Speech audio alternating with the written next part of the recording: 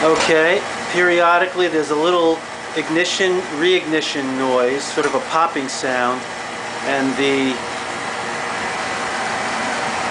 air intake sometimes swivels when that happens. I'll see, we should have a couple of pops here. Let's hear. Yep, there was one. The air thing just moved in. Oh, another one sort of went off and went on again. Oh, another one.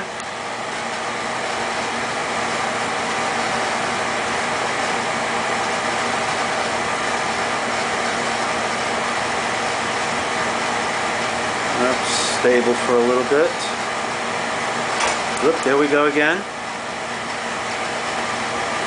It's a fairly loud pop. It's hard. I'm not sure if the camera's picking up the sound, but the only thing visible that's happening is the air valve is opening and closing. Get a little closer.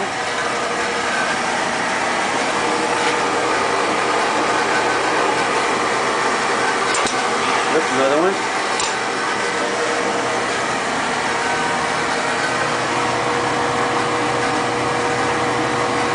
Yep, there we go.